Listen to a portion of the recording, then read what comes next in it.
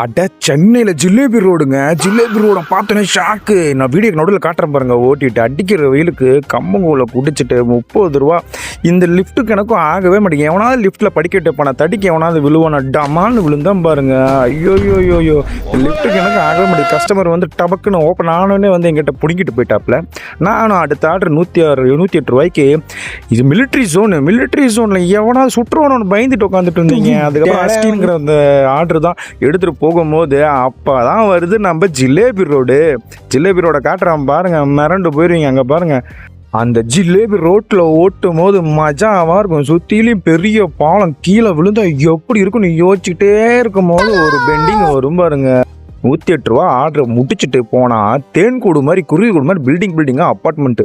மதுரை பாண்டியன் ஹோட்டலில் ஆர்டரை கொடுத்துட்டு போரூர் பக்கத்தில் இந்த ஆர்டரை முடிச்சுட்டு அடுத்தடுத்து 72, அதுக்கப்புறம் 82, அதுக்கப்புறம் 49 அப்படியே முடிச்சுட்டு போயிட்டே இருந்தேன்.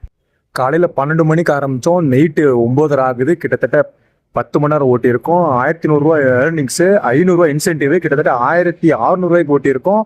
ரிமைனிங் இன்கம் நாளைக்கு பார்க்கலாம். கேவலமாக ஓட்டிகிட்டு இருக்கேன். நாளையிலேருந்து ஒழுங்காக ஓட்டுன்னு நினைக்கிறேன். பார்க்கலாம். பை.